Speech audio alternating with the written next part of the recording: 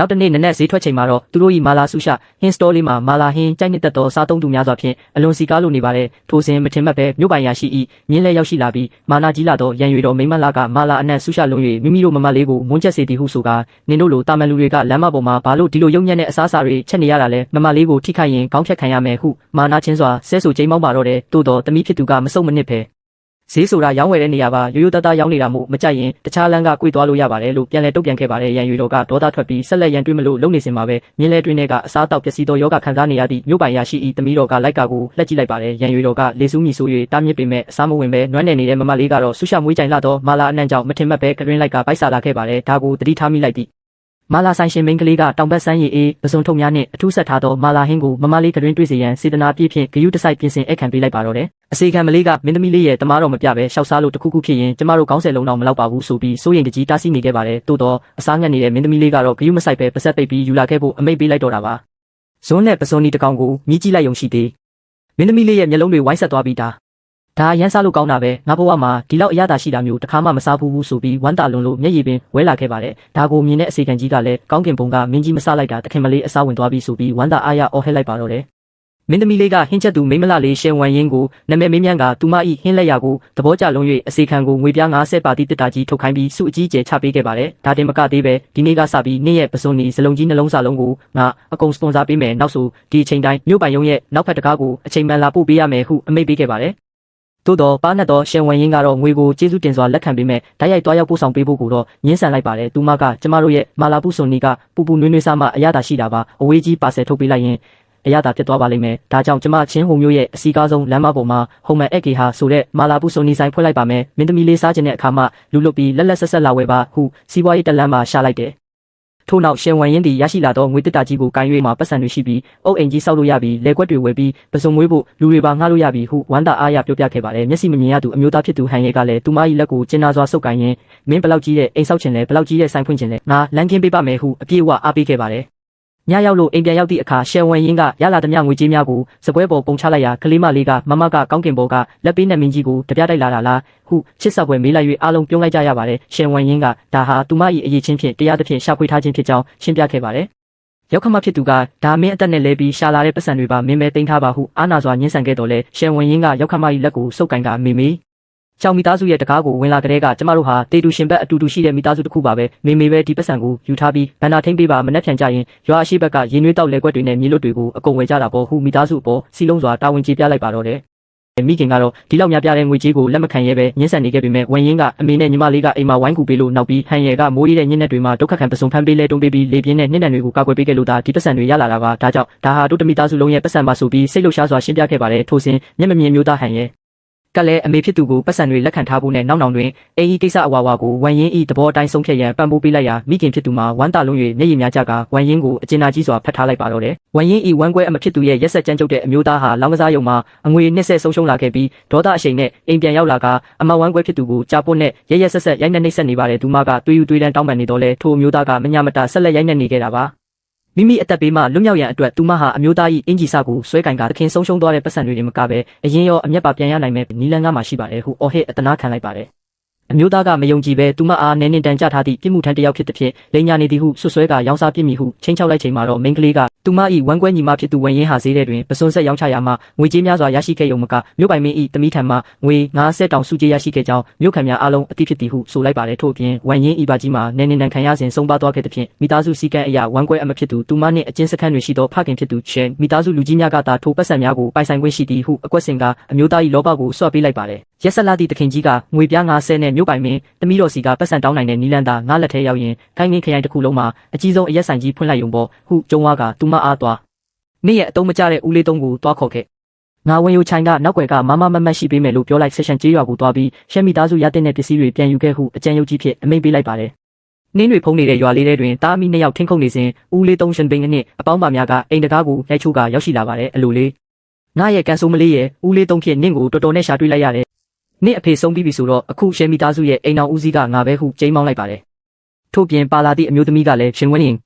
နင်မနေ့ကဈေးထဲမှာမြို့ပိုင်မင်းသမီးတော်စီကငွေပြားငါဆက်လိန်ခဲ့တာခရိုင်တစ်ခုလုံးပြတ်နေပြီနင်လိုနဲနင်တန်ကြမိမကငွေမြောက်များကင်ထားတော့တေဘေးဖိတ်ခေါ်ချင်နေတာလားဟုဆွဆွဲလိုက်သည်ဦးလေးသုံးကနင်ကောင်းမှုပြောနေတာပါနင်ကမျက်မမြင်နဲ့အိမ်အောင်ကြထားတာဒီပတ်စံတွေနင်လက်ထဲမှာမလုံခြုံဘူးငွေပြားငါဆက်နဲ့ဂျပန်ကောင်နီလန်းအကုန်လုံးထုတ်ပေးလိုက်ဦးလေးသုံးထိမ့်သိမ့်ပေးမယ်နင်လင်ငက်တည်သွားရင်ဒီပတ်စံနဲ့လင်ကောင်းရှာပေးမယ်ဟုဟန်ဆောင်ကောင်းစွာဖြင့်အေးဓာပြတိုက်ဖို့ကြံစီလိုက်ပါတော့တယ်လူမိုက်တစုဟာသူမစီမရှိတဲ့ပတ်စံနဲ့လှုပ်ဝက်နီလန်းကိုပေးရင်လည်းပေးမပေးရင်အတင်းလူယူမယ်ဆိုပြီးရန်ကားစွာချင်းချောက်ကြပါတော့တယ်ဒေါက်ခမကြီးကတော့လုံးဝအရှုံးမပေးခဲ့ပါဘူး။နင်းတန်ကြတော့ကပတ်သက်မှုတွေပြစ်ပြအောင်အတင်းလက်မှတ်ထိုးခိုင်းခဲ့တာနင်းတို့လေးဆိုပြီးစကားနာထိုးကလက်ထဲကတမျက်စိနဲ့အယူမဲလိုက်တိုက်ရိုက်ပါတော့တယ်။ရောက်ခမကြီးရဲ့ဒေါသတကြီးရိုက်နှက်မှုကြောင့်လူမိုက်တွေရဲ့မျက်နှာပေါ်ရွှွန့်တွေအမိုက်တွေဖုံးသွားပြီးဘာပစ္စည်းမှုလို့ဒီလောက်တောင်ပုတ်စော်နဲ့နေရတာလဲဆိုပြီးအော်ဟစ်ကကစင်ကလေးပြေးလွှတ်ကြရပါတယ်။အဲ့ဒီအချိန်မှာပဲအိမ်ထဲကနေမျက်လုံးမှာအထက်စီးထားတဲ့တိုင်းသမားတစ်ယောက်ထွက်လာပြီးတေချင်တဲ့သူရှိရင်ရှေ့တလန်တိုးလိုက်လို့အေးဆက်လာတဲ့အတန်နဲ့ချင်းချောက်လိုက်ပါတယ်။လူမိုက်ကောင်းဆောင်ဟာကြောက်လန့်သွားပြီးနင်းတို့ငါ့ကိုစောင့်ကြည့်ထားမင်းတို့ကိုဥပဒေတိုင်းအေးအေးယူခိုင်းမယ်လို့ကျင်းဝါကအုပ်စုလိုက်တုတ်ချေတင်ထွက်ပြေးသွားကြရပါတယ်။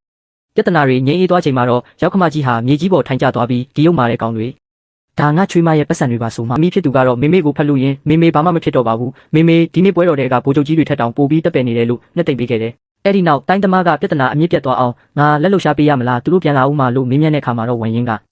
မလိုပါဘူးဒီလိုအောက်တန်းကြတဲ့ကောင်တွေကိုဓာတ်တစ်ချက်နဲ့တက်လိုက်ရင်တက်တာလုံးရကြလိမ့်မယ်မူရစ်ဆေးဆွဲနေတဲ့သူစီမှာစိတ်တစနည်းနည်းတုံးလိုက်ရုံနဲ့သူကိုယ်တိုင်အဲ့ဒီအုပ်စုကိုပြန်လန်းမရှိတဲ့အမောင်တွင်းနဲ့အကွက်ကြကြတွန်းပို့ပစ်လိုက်မယ်လို့ပါနတ်စွာအကွက်ချလိုက်ပါတယ်တိုင်းသမားကလည်းအစီအစဉ်ကိုသဘောကျစွာနဲ့ကောင်းပြီလေမင်းချင်းတူငါမြေကြီးဖို့ပေးမယ်လို့ပြောကြားလိုက်ပါတယ်အေးဆက်လာတဲ့ညတညမှာမျက်မမြင်အမျိုးသားကရေနွေးတစ်ခွက်ယူလာပေးပြီးညက်ပြီးရေနွေးလေးတောက်ပြီးအိတ်တော်နော်လို့မြစ်တာအပြည့်နဲ့ပြောလိုက်ပါတယ်ဒါပေမဲ့အမျိုးသမီးလေးကငါတို့မကြခင်မှာအင်ကြီးအိမ်ကောင်းဆောင်နိုင်တော့မယ်အရက်ဆိုင်ဖွင့်နိုင်တော့မယ်လို့တွေးလိုက်ရင်ရင်ထဲမှာမိတောက်နေတယ်လို့ပဲမနှက်ဖြန်စိုက်ခင်းတွေကိုငှားရမ်းပြီးရင်ရွာသားတွေကိုပစုံမွေးနေတင်ပေးအောင်မယ်ငါတို့တင်ပတ်စံရမှာမဟုတ်ဘူးစီရှာအရွာတရွာလုံးကိုပါချမ်းသာအောင်လုပ်ပေးမှလို့မျှော်လင့်ချက်အပြည့်နဲ့ပြောလိုက်ရအမျိုးသားကလည်းမင်းသဘောအတိုင်းပါပဲလို့မြစ်တာအပြုံးနဲ့သဘောတူလိုက်ပါတယ်ဒီအချိန်မှာခက်လန်းလန်းကမတင်ကားစရာခြေတံတွေကိုတတိပြုမိသွားတဲ့အမျိုးသားကရှူလူတွေလာနေပြီးခြေလန်းတွေကရိမ့်ထိုးနေပေမဲ့အရန်ရဲတင်းလုံးနဲ့မြို့ထဲကလူမိုက်တွေပဲလို့အမျိုးသမီးကိုတတိပေးလိုက်ပါတယ်မှတ်ကြောင်းနဲ့နားကိုတေချာပိတ်ထားပါအတန်ပဲကြားကြားအပြင်ကိုထွက်မလာနဲ့လို့မှာကြားခဲ့ပါတယ်အပြင်မှာတော့ဒုစရိုက်သမားတစုရောက်ရှိလာပြီးလူမိုက်တယောက်ကကိုလူဒီအိမ်မဲဒီအိမ်စုပ်ထဲမှာငွေစစ်တုံး90တိတိပုံးကွယ်ထားတဲ့အဲ့ဒီနီးစနစ်ကိုလူယူပြီးဒီအိမ်ကိုမီးရှို့လိုက်ရင်ကိစ္စပြီးတာနဲ့ငါတို့ကိုငွေ30ပေးမယ်လေလို့တိုင်ပင်နေကြပါတယ်အခြားတယောက်ကလည်းကြားလာတော့ပြည်နေတန်ကြလာတဲ့ကောင်မလေးကနတ်သမီးလေးတိုင်းလှတယ်ဆိုခဏနေအထဲဝင်ရင်ငွေရောလူပါလူရမယ်သူတို့အိမ်တကားကိုရိုက်ခွဲဝင်ရောက်လာတဲ့အခါမျက်မမြင်အမျိုးသားကတကားဝမှာအတင်းဆောက်နေတာကိုတွေးလိုက်ရပါတယ်ခေါင်းဆောင်ဖြစ်သူကအဲ့ဒီငွေတုံး90နဲ့နီးစနစ်ကိုအလိုက်တဲ့လာအဆန်းလို့ဟောက်လိုက်ပါတယ်ဒီအချိန်မှာမျက်မမြင်အမျိုးသားကတိုင်းသားကိုဆွဲထုတ်လိုက်ပေမဲ့လူမိုက်တွေကဟာကိုယူကြည့်ပါဦးဒီမျက်မမြင်ကဓာတ်တောင်ဆွဲထုတ်ချင်နေသေးတယ်အဲ့ဒီမျက်မမြင်ရုံနဲ့ငါတို့ဘာလုပ်နေလဲတောင်တေချာမမြင်ရဘဲနဲ့သူ့ကိုအပြက်ရှင်းလိုက်မယ်ဆိုပြီးခုံအုပ်လိုက်ကြပါတယ်ဒါပေမဲ့မျက်မမြင်အမျိုးသားရဲ့လျှက်တစ်ပြက်ဓာတ်ချက်အောက်မှာတင်ခုံအုပ်လိုက်တဲ့လူမိုက်ဟာတစ်ချက်တည်းနဲ့လဲပြိုသွားခဲ့ပါတယ်ကျန်တဲ့လူမိုက်တွေကြောက်လန့်တကြားနဲ့တရေကြီးပါလို့အော်ဟစ်ပြီးထွက်ပြေးဖို့စူးစမ်းချိန်မှာတော့အမျိုးသားကလေးနဲ့မြားကိုစက်တိုက်ပစ်ခတ်လိုက်ရအိမ်ထဲကနေချောင်းကြည့်နေတဲ့အမျိုးသမီးလေးကဒ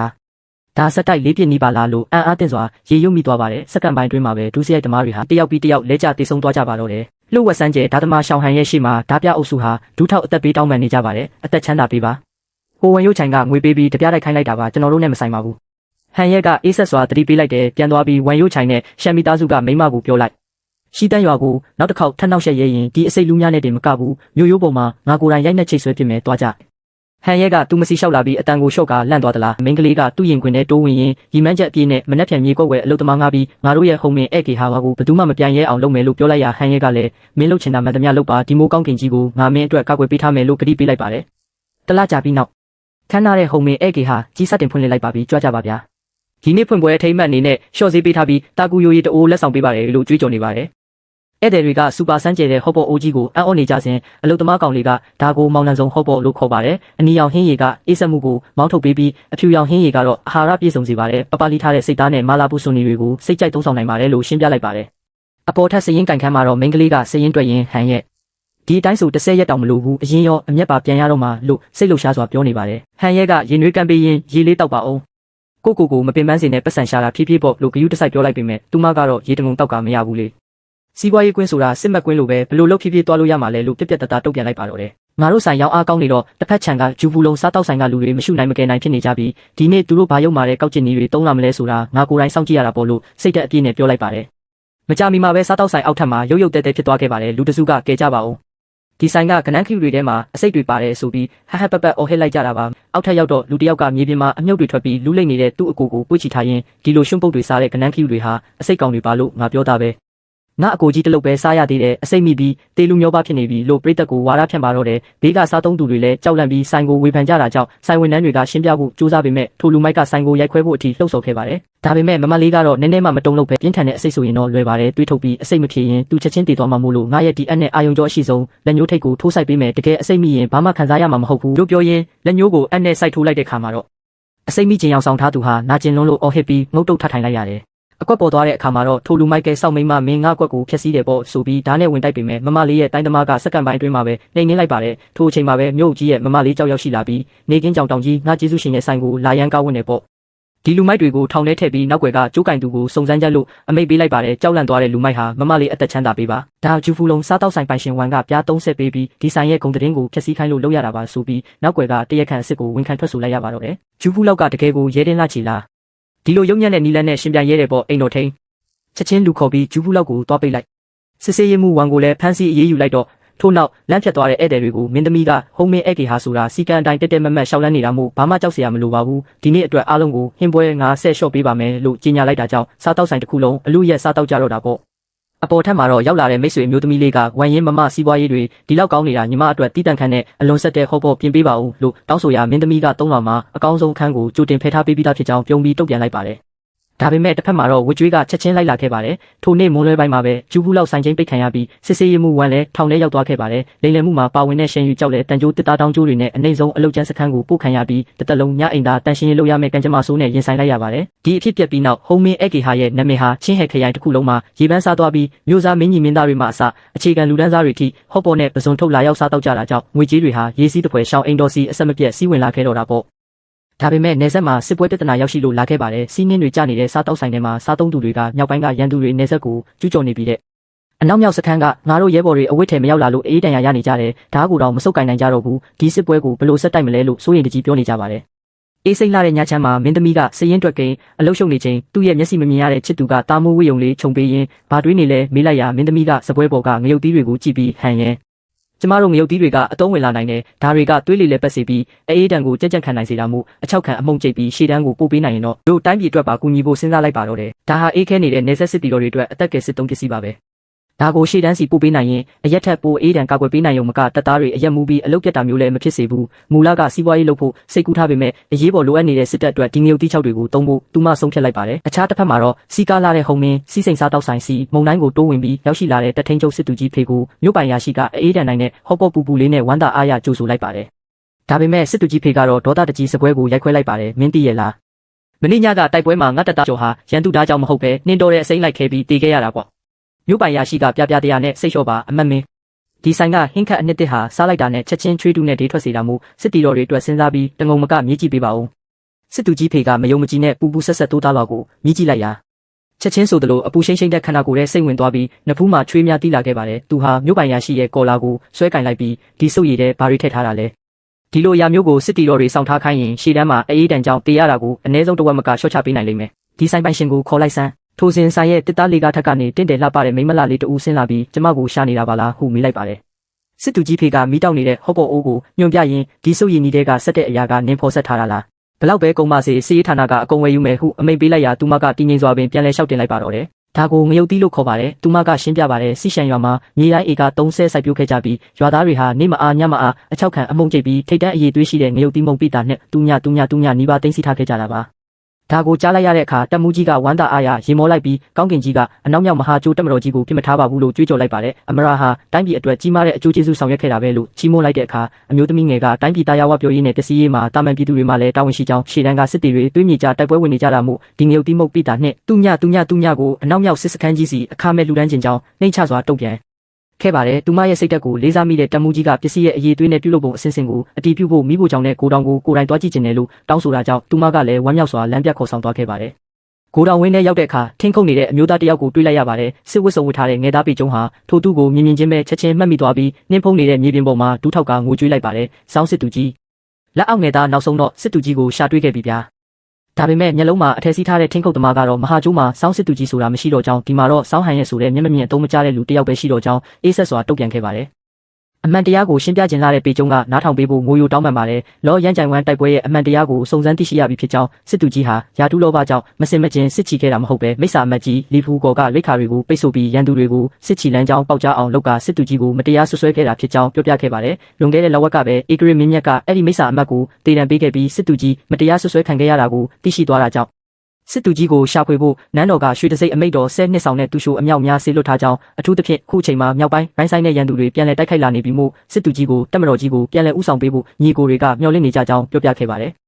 အနီးနားမှာရက်ကြည့်နေတဲ့အမျိုးသမီးငယ်ကသူမခင်ပွန်းရဲ့ရင်ထဲကတွေးဟာဖြစ်မှုကိုနားလည်လိုက်ပါတယ်သူဟာခက်ခက်ခဲခဲနဲ့မှမိသားစုအစ်စ်တစ်ခုကိုပြန်လည်တိစောက်ထားနိုင်ခဲ့တာမို့ဆုံးခွာသွားဖို့ဝင်လေးနေမှာအမှန်ပါပဲဒါပေမဲ့နေဆက်ကစစ်တီတော်တွေဟာသူ့ကိုမျှော်လင့်တကြီးစောင့်ဆိုင်နေကြတယ်လို့သူ့လိုစစ်တူကြီးတယောက်ဟာလည်းအမောင်ထုထဲမှာတသက်လုံးပုံကွယ်နေနိုင်မှာမဟုတ်ဘူးဆိုတာကိုသူမသိနေခဲ့ပါတယ်စစ်စေးရမှုကြီးဒူးထောက်တနာခံစဉ်တခင်မလေးရှံဝင်ရင်ကစက်ခုမမြင်ရရုံနဲ့စစ်မတိုက်နိုင်ဘူးလို့မိသူကပြောသည်နီဟုရဲရဲဝံ့ဝံ့ဆိုလိုက်ပြီးနန်းတော်ကမတရားဆွဆွဲချက်များကိုစေကြောပေးခဲ့ပြီးချိန်တွင်နေဆက်စစ်တီများကခင်မွန်းဖြစ်သူကိုလိုအပ်နေသဖြင့်သူမကပင်ခင်မွန်း၏မျက်လုံးအဖြစ်ဆောင်ရွက်ပေးကခင်မွန်းကြုံခဲ့ရသမျှတွေးကြွေးများကိုအတူရောအရင်ပါပြန်တောင်းမိဟုတစ္ဆာပြုခဲ့သည်ထို့အပြင်စစ်တပ်တခင်လုံးအေးဒံကာကွယ်ရန်အစစ်မြင့်ငရုတ်တီးနှစ်ပိတာကိုစုပ်ပူခတ်ရန်စစ်မြေပြင်သုံးအနှ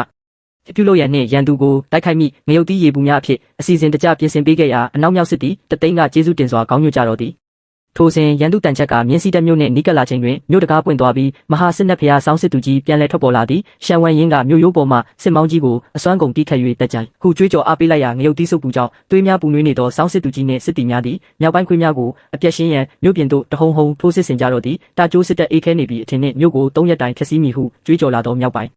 စစ်ဘရင်သည်လည်းတိုက်ခိုက်လို့စိတ်ထက်သန်နေသည့်စစ်နက်ဖျား၏တက်မတော်နှင့်ရင်ဆိုင်လိုက်ရပြီးစစ်ပွဲတွေပြင်းထန်နေတဲ့စီးနှင်းဖုံးတောင်ကြားထဲမှာတော့ရန်သူတပ်တွေကတာကျိုးပြည်ထောင်ရဲ့နာမည်ကျော်မျက်မမြင်စစ်သူကြီးရှောင်းဟန်ရဲ့ကိုပြစ်သွားပြီးဝိုင်းဝန်းတုတ်တင်ဖို့စူးစမ်းကြပါတယ်။ဒါပေမဲ့လည်းမျက်မမြင်စစ်သူကြီးဟာစစ်မြေပြင်မှာအကြားအာရုံတစ်ခုတည်းနဲ့တင်ရန်သူတွေကိုအပြတ်တက်နှိမ်နင်းပြခဲ့ပါတယ်။အဲ့ဒီနောက်မှာတော့စီယိုရီနမိတ်ညီတွေပြစ်ခတ်လိုက်ရာရန်သူတွေစီးပြတ်သွားပြီးစစ်သူကြီးရှောင်းဟန်ရဲ့ကရန်သူခေါင်းဆောင်ကိုအရောက်ထိုးစစ်ဆင်ကတုတ်တင်လိုက်နိုင်။အားတဲ့စစ်ပွဲအောင်နိုင်ပြီးနောက်စစ်သူကြီးမြို့တကားဝကိုပြန်ရောက်လာချိန်မှာတော့မချေမငံမရှိပဲတစ္ဆာရှိလာတဲ့ဇနီးတွေစိန်ဝမ်ရင်ကဝမ်းတာမျက်ရည်တွေနဲ့စီးကျုပ်ဖက်ရမ်းခဲ့ပြီးတက်မတော်ကြီးတစ်ခုလုံးကလည်းစစ်သူကြီးရဲ့အောင်ပွဲကိုတံပြိုင်ကြွေးကြော်ခဲ့ကြပါတယ်။3လကြာပြီးနောက်နန်းတော်ကလာရောက်ဖတ်ကြားတဲ့မိမိအရာစစ်သူကြီးရှောင်းဟန်ရဲ့ဟာလွန်ခဲ့တဲ့3နှစ်ကလူယုံမှာလီဖူကောရဲ့မတရားဆွဆွဲဆုတ်ချခြင်းကိုခံခဲ့ရတာဖြစ်ကြောင်းမင်းကြီးကအမှန်တရားကိုဖော်ထုတ်ပေးခဲ့ပါတယ်။ဒါကြောင့်သူ့ကိုပထမအဆင့်စီးနှင်းကာကွယ်ရေးမျိုးစားကြီးဖြစ်ယာတုတိုးပေးပြီးစီးစိမ်ဥစ္စာများစွာချီးမြှင့်ခဲ့ပါတယ်။ဒါတင်မကသေးပေးစစ်တပ်ကြီးတစ်ခုလုံးနှစ်တောင်ကြားမှာပိတ်မိနေစဉ်ယောဂကင်းဝေးစေဖို့မဟာစေဝါကိုဆက်တက်ခဲ့တဲ့ဇနီးသည်စိန်ဝင်းရင်ကိုလည်းပထမအဆင့်မင်းကနွယ်နန်းမြစ်တာရှင်စားအဖြစ်အထူးချီးမြှင့်ခဲ့ပါတယ်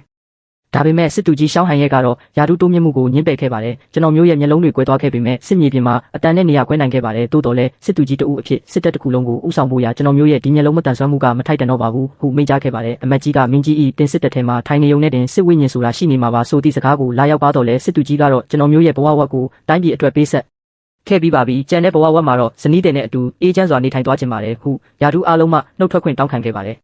ရှောင်းဟန်ရဲ့ဟာဇနီးဖြစ်သူစိန်ဝင်ရင်နဲ့အတူတာယာလှပတဲ့ခြံဝန်းလေးထဲမှာအေးချမ်းစွာတာယာနေခဲ့ပါတယ်ကိုဝင်ဆောင်ထားရတဲ့ဇနီးဖြစ်သူအတွက်ပစုံခုံများခွာပေးရင်မမငါရဲ့ကဘာကြီးကမှောင်မိုက်နေပေမဲ့မမနဲ့မိခင်ကြီးခုဆိုရင်ငါတို့ရဲ့ရင်သွေးလေးပါရှိလာပြီမို့မမဟာငါဘဝရဲ့တစ်ခုတည်းသောအတောက်ပါဆုံးအလင်းရောင်ပါပဲ